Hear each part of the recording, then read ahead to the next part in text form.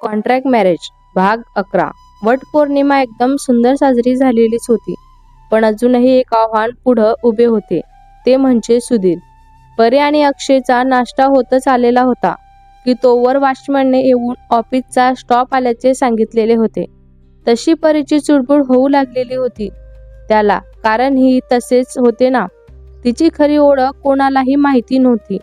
डॅडाने तिची अवस्था लक्षात घेतली आणि अक्षयला ते म्हणाले, अक्षय, मोनिका आणि परी आताच आलेले आहेत असं सांग, कारण तू अजूनही तिची ओळख बायको म्हणून नाही करून दिलेली नाही आहे. तर दोघींनीही नाश्ता करून पटापट हॉलमध्ये जावं. कोणी विचारलं तर जस्ट आलेलो आहो असं सांगा. मी पटकन आवरून साडी चेंज करून येते असं म्हणून परी वरती गेली आणि फ्लावर प्रिंटेड असलेली पिंक कलरची साडी, त्यावर डार्क प्लिंक ब्लाऊज आणि गळ्यात छोटं मंगळसूत्र घालून ती बाहेर आलेली होती. या लुकमध्ये ती तर खूपच सुंदर दिसत होती, पण चेहऱ्यावर टेन्शन साफ दिसत होतं तिच्या. घरात सगळ्यांनी तिला धीर दिलेलाच होता. सगळं आवरून ते हॉलमध्ये येऊन बसलेले होते. तसा सगळा स्टॉप आतमध्ये येऊन बसलेला होता. मोनिका परी टेन्शनमध्ये दिसत होती. रेखा आणि बाकीच्या स्टॉपला नक्की कशासाठी बोलावलेलं आहे याचा पत्ता माहितीच नव्हता. त्यामुळे त्यांनी सगळ्या जणींना थोड्या अवघडल्यासारख्याच बसलेल्या होत्या. एकतर एवढं मोठं घर बघून त्यांना दडपण आलेलं होतं. काहीच वेळात अक्षय आणि डॅडा हॉलमध्ये येऊन बसलेले होते आणि त्यांनी बोलायला सुरुवात केली. परीचा सगळा प्लॅन त्यांना सांगितलेलाच होता. तशा त्यांनाही सुद्धा आनंद झाला, कारण सगळ्यांचा हाच प्रश्न पडलेला होता की सर विश्वास ठेवतील की नाही म्हणून. पण आता सगळ्यांनी एकमताने होकार दिलेलाच होता सुधीरचा पर्दाफाश करण्यासाठी. सगळ्यांना चहा कॉफी देऊन झाल्यावर सगळेजण ऑफिसला निघालेले होते. आज ऑफिसमध्ये लवकरच आलेला होता, कारण रात्री परीला धमकी दिल्यावर तिचा तो घाबरलेला आवाज ऐकूनच त्याला काही चैन पडतच नव्हतं. कधी एकदा परी त्याच्या मिठीत असेल याची दिव्य स्वप्न तो बघतच होता. ऑफिसची गडबडीची कामं आवरून तो घेऊन बसलेला होता. हळूहळू सगळा स्टॉप यायला सुरुवात झालेली होती, पण एकही लेडी स्टॉप अजून आलेली नव्हती. ऑफिसच्या कामाची वेळ सुरू होऊन अर्धा तास झालेला होता, तरीही एक पण लेडीज आलेली नव्हती आज. अक्षय पण आज लवकरच आलेला होता म्हणा. त्याने सुधीरला आज एकही लेडी स्टॉप कसा आलेला नाही आहे याबद्दल एक पण प्रश्न विचारलेला नव्हता. जवळजवळ 1-1.5 तासानंतर परी आणि मोनिकाच पहिल्या ऑफिसमध्ये आलेल्या होत्या. तसं त्याने त्यांना उशिरा येण्याबाबतचे कारण सुद्धा विचारले होते, पण मोनिकाला डॉक्टरकडे नेलं होतं हेच कारण तिने पुढं केलेलं होतं. त्यांच्या सगळ्या हालचालींवर आज अक्षयची कडी नजर रोखलेली होती. त्याने काल रात्रीच वॉचमनला सांगून स्टोअररूममध्ये CCTV दुरुस्त करून घेतलेले होते. शिवाय नवीन स्पाय कॅमेरे विथ ऑडिओ सुद्धा लावून घेतलेले होते, ज्याची भणक सुधीरला काय कोणालाच लागलेली नव्हती. आणि तेही अशा ठिकाणी जिथून सरळ सरळ सगळा स्टोअररूम कव्हर होईल, कोणताही कोपरा शिल्लक राहणार नाही असा त्यांनी बसून घेतलेला होता. काय करणार ना, बायकोचा प्रश्न आहे बाबा. सुधीरच्या केबिनमध्येही तसाच एक ऑडिओ कॅमेरा बसवलेला होता. आता समोर कोणीही आलं तरी सुधीरची सुटका होणं अशक्य झालेलं होतं. सगळा लेडी स्टॉप एकाकी कसा काय सुट्टीवर गेला याचा विचार करायला सुधीरलाही वेळ नव्हता. त्याला कधी एकदा परी त्याच्या जवळ जाते असं झालेलं होतं. त्यांच्या भावनांवर त्याला कंट्रोल करता येतच नव्हतं. त्यात परीच आजच साडीमधलं रूप बघून तर खूपच घायाळ झालेला होता तो. त्याने पटकन परीला कॉल केला आणि स्टोअररूममध्ये बोलवून घेतलं. तसे इकडं परी आणि तिकडं अक्षयच्या गालांवर तिरकस हसू उमटलेलं होतं. अक्षयने सगळ्या स्टॉपला तर डॅड आणि कमिशनरना मेसेज केलेला होता, मासा अडकतोय, बी रेडी. तसे सगळे सावध झाले होते. यांचा प्लॅन ती तसभरही कल्पना नसलेला सुधीर मात्र परीसोबत आज कोणत्याही अडथळ्याशिवाय दिवस रंगवण्याचा विचार तो करत होता, कारण आज कोणीही नव्हते परीला सावरायला आणि तिची मदत करायला. आपला अपमानाचा बदला घ्यायचा असे त्याने ठरवलेलेच होते. त्यामुळे तो खुशीत गाजरे खातच होता. पण त्याला काय माहिती आज त्याच्यासोबत काय काय होणार आहे ते म्हणून. सुधीरने बोलल्यामुळं परी थोडं घाबरल्याचं स्टोरूम मध्ये आली होती. तिने जाता जाता मोनिकाला इशारा केलेलाच होता आणि ती निघून गेली. तिच्या पाठोपाठ मोनिकाही जाऊ लागली होती. मोनिकाला माहीत होते स्टोरूमकडे कोणी जात नसल्याने सुधीर कायमच दरवाजा फक्त पुढे ढकलूनच ठेवत असतो. त्यामुळं तिचा आत जायचा रस्ता मोकळा झालेला होता. सुधीरने स्टोरूममध्ये एक लाईट लॅम्प लावून ठेवलेला होता. त्यामुळं स्टोरूमचा बराचसा भाग हा अंधारातच असायचा. याचा फायदा घेऊन तिथं डॅड, कमिशनर आणि सगळ्या लेडीज थांबलेल्या होत्या. सुधीरने परी आत येताच दरवाजा फक्त पुढे ढकलला होता आणि तिला खणखण जवळ ओढलं. परीने तिला ओढ लागताच त्याला जोरात मागे ढकललं आणि खणखण एक त्याच्या चेहऱ्यावर ठेवून दिली. तसा तो अजूनच चवताळला होता आणि तिचे केस जोरात ओढले. सुधीर म्हणाला, तुझी हिंमत कशी झाली ग मला मारायची? या सुधीरला मारलंस तू. आज तुला तुझी लायकी दाखवतोस मी. काय समजतेस ग तू स्वतःला? आजपर्यंत इतक्या मुली उपभोगल्या मी, पण तुझ्यासारखी तिखट मिरची नाही मिळाली मला. पण बघ, आज तू माझ्या समोर आहेस. आज तुला कोण वाचवतं ना बघतोस मी. आज तुझा सगळा माज उतरून ठेवला नाही तर बघ, तुझा सगळा माज उतरून ठेवील मी. माझ्या नावाचा सुधीर नाही. तुझ्यासारख्या 56 आल्या, पण या सुधीरवर हात उचलण्याची हिंमत नाही करू शकल्या त्या. तशी परी पण तिरकस असली आणि म्हणाली, अरे जा रे जा, खूप बघितले तुझ्यासारखे. स्वतःला मर्द समजतोस ना, मग असे चोरून मुलीचे व्हिडिओ काढताना जरा पण लाज नाही वाटत का रे तुला? तुला काय वाटलं मी एवढ्या सहज हातात येईल का रे तुझ्या? अरे हट, मीच काय, इथून पुढं कुठलीच मुलगी तुला मिळणारच नाही, लक्षात ठेव. आणि काय रे, मला व्हिडिओ पाठवलास ना तू, म्हणून तुला वाटलं का मी हरली, घाबरली? तर गैरसमज आहे रे हा तुझा. मी घाबरलेले नाही आहे मिस्टर सुधीर. तुला मी तर सोड रे, पण रस्त्यावरचं कुत्र पण कुठं भीक नाही घालणार तुला. अशी अवस्था करून सोडेल मी तुझी, बघच तू आता. सुधीर म्हणाला, तुला तर मी सोडणारच नाही आहे. जा, कोणाला बोलायचं तर बोलाव, बघूया तुला कोण वाचवतं आज तर. एवढं बोलून सुधीरने तिचे केस जोरात ओढले आणि तिच्या ओठांकडे झुकू लागला. तसे परीने त्याच्या पोटात जोरात कोपरा मारला. तो कळवळून बाजूला झाला. सुधीर म्हणाला, साली मला मारतेस तू? एवढी हिंमत ग तुझी? त्या मोनिका, रेखाची अवस्था बघितलीस ना तू? तशीच अवस्था आज मी तुझी करणार आहे. या ऑफिस मधली एकूण एक स्त्री माझी गुलाम आहे.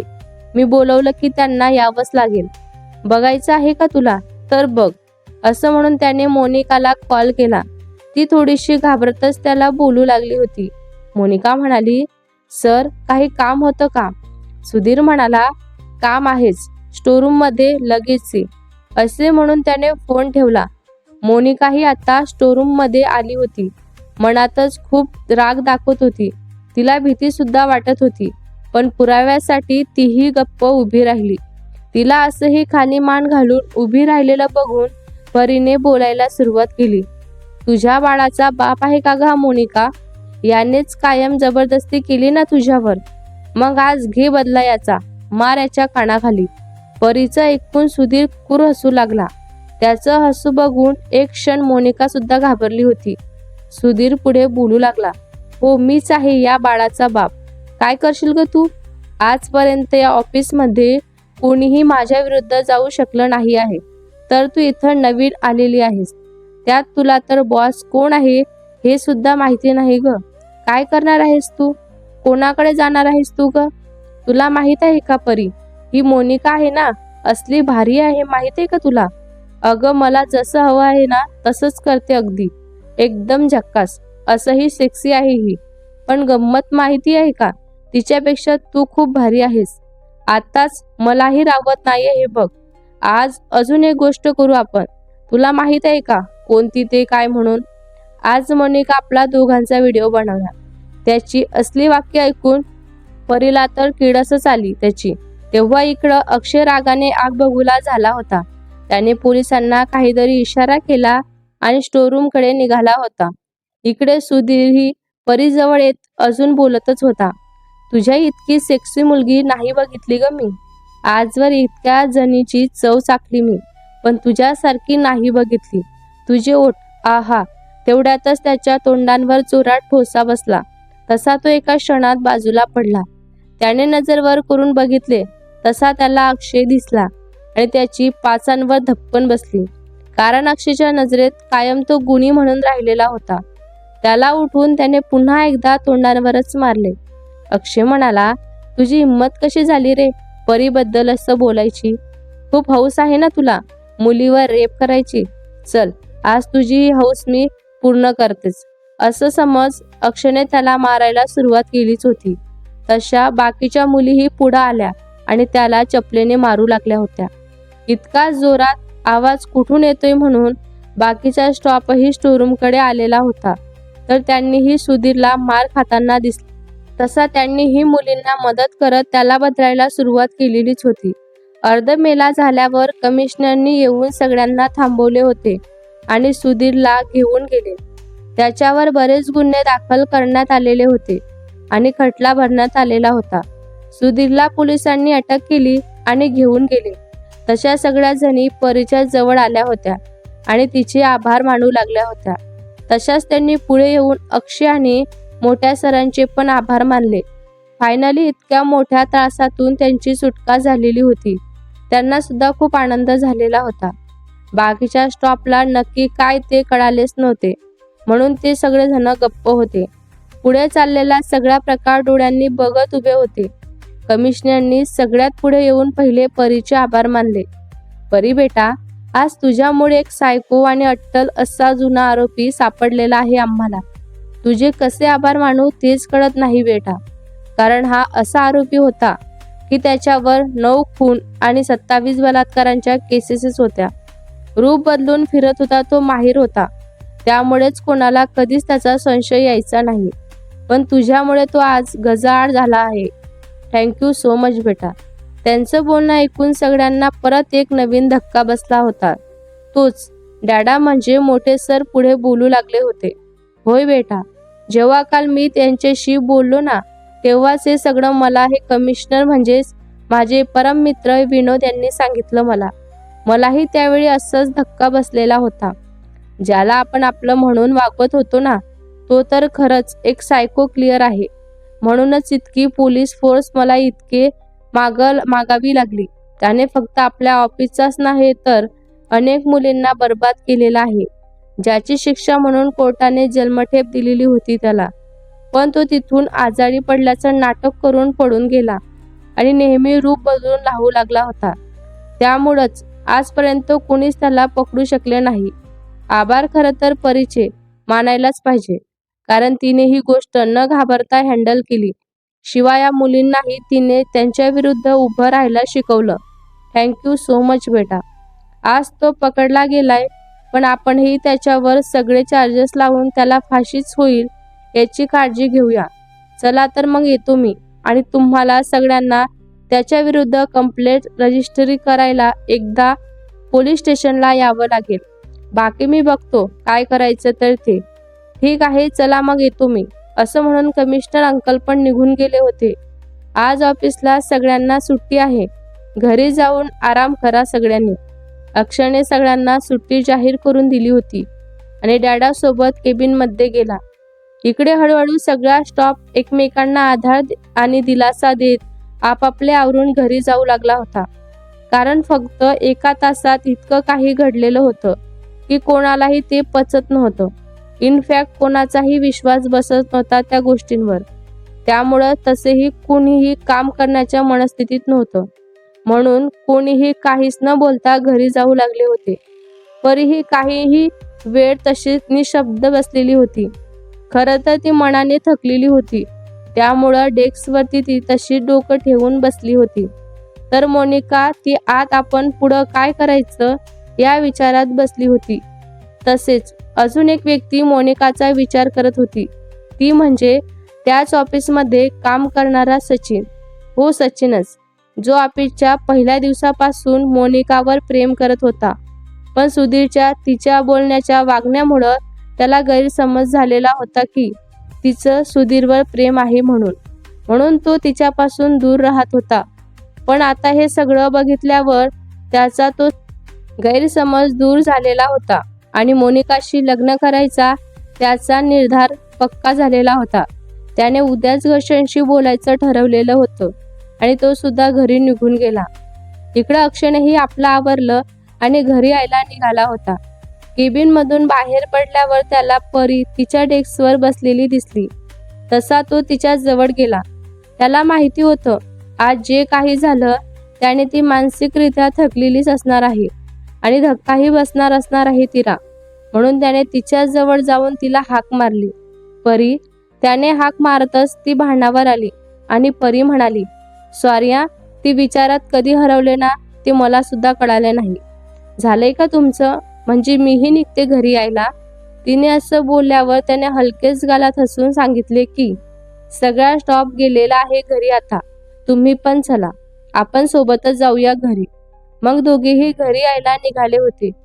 घरी आल्यावर दोघांनाही मॉमनी जेवायला सांगितलं, पण दोघांचीही इच्छा नव्हती जेवण करायची. मॉमच्या आग्रहाखातीर त्यांनी 2 घास कसेबसे खाल्ले आणि रूममध्ये निघून गेले. अजून घरी कोणाचाही विश्वास बसत नव्हता सुधीर असा आहे म्हणून. त्यामुळं सगळेच तसे धक्क्यातच होते म्हणा. रात्रीही फारसं कोणी जेवलं नाही म्हणून मॉम आणि काकींनी सगळ्यांसाठी मसाला दूध करून रमाकडे प्रत्येकाच्या रूममध्ये पाठवलेलं होतं. रात्री परी बाल्कनीमध्ये उभी होती. झोप तर तिला कशीही येतच नव्हती. अशीही तिची झोप कोसं दूर गेलेली होती. त्यामुळे ती बाल्कनीमध्ये उभी विचार करत होती. काय स्वप्न बघितली होती तिने प्रत्यक्षात आणि काय घडत होतं. खरंच जे जे आपण ठरवतो ना ते कधीच होत नाही का? ती तिच्यातच मग्न होती. तेवढ्यातच अक्षय फ्रेश होऊन तिच्या जवळ उभा राहिला, पण तरीही तिचं लक्ष नव्हतं. अक्षय म्हणाला, नको ग इतका विचार करूस. त्याच्या आवाजाने तिचं लक्ष त्याच्याकडे गेलं. परी म्हणाली, तुम्ही झोपला नाहीत अजून? अक्षय म्हणाला, झोपच येत नाही ग. माझ्या ऑफिसमध्ये माझ्या समोरच इतकं काही घडत होतं, पण त्याचा पत्ता देखील मला लागला नाही. जराशीही खबर मला माहिती नाही ग. जर मोनिका नसती तर कदाचित आज तूही. हे बोलताना त्याचा सूर हळवा झाला होता. तिलाही ते जाणवलेलंच होतं. परी म्हणाली, नसतं झालं मला काही. अक्षय म्हणाला, तरीही. परी म्हणाली, कारण मला स्वतःचं रक्षण करता येतं. तसं त्याने तिच्याकडे बघितलं. असं नका ना बघू, खरंच सांगते मी कराटे ब्लॅक बेल्ट आहे, नॅशनल लेव्हलची. यावर मात्र अक्षय स्वतः शॉकमध्ये गेला. त्याला ही गोष्ट माहितीच नव्हती. पण लगेच स्वतःला सावरत त्याने विचारलं, जर तू कराटे ब्लॅक बेल्ट आहेस तर मग गावी जे काही घडलं ते तू रोखू शकली का नाहीस ग? परी, हो मी रोखू शकली असते, पण मला त्यांना अद्दल घडवायची होती म्हणून थोडं पकडल्या गेल्याची ऍक्टिंग करत होते. पण तितक्यातच तुम्ही तेथे आला. त्या मुलांनी खूप मुलींचं आयुष्य बर्बाद केलेलं होतं. त्यांना धडा शिकवायचा होता मला. आणि गावी कोणालाच माहिती नव्हतं की मी कराटे शिकलेले आहे ते म्हणून. अगदी आईबाबांना सुद्धा नाही माहिती. म्हणून मला तसं वागावं लागलं. त्यात तुम्ही मध्ये आलात. पुढचं सगळं तुम्हाला माहीतच आहे. हे सगळं ऐकून अक्षय मात्र विचार करू लागला होता. अक्षय म्हणाला, जर हे सगळं खरं आहे तर आपल्या लग्नाच्या वेळी मला जे फोटो दाखवण्यात आले होते ते?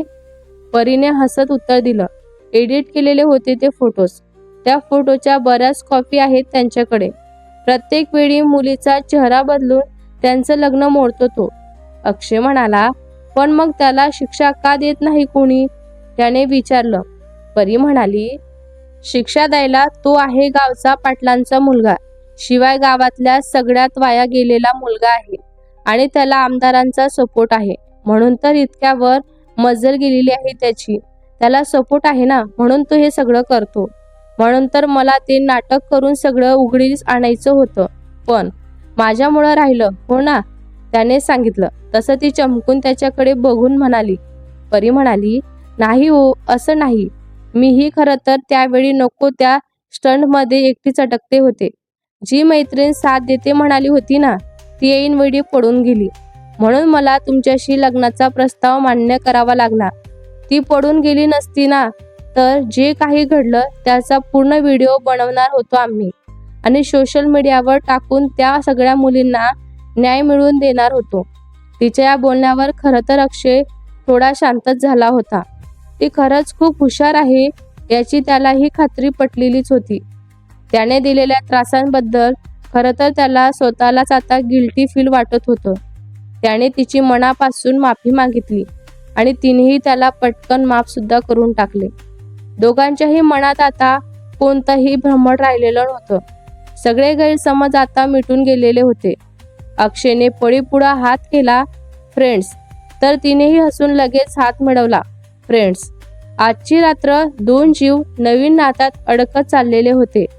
पण त्याच्या हे लक्षात नव्हतं की मैत्री हीच पहिलं प्रेमाचं पाऊल आहे म्हणून. असो, आता जरा यांना मैत्री एन्जॉय करू द्यावी. भेटूया आपण पुढच्या भागामध्ये. हा भाग तुम्हाला कसा वाटला कमेंट करून नक्की सांगा. व्हिडिओ आवडला असल्यास लाईक करा, शेअर करा. नवीन असाल तर चॅनलला सबस्क्राईब करा. धन्यवाद.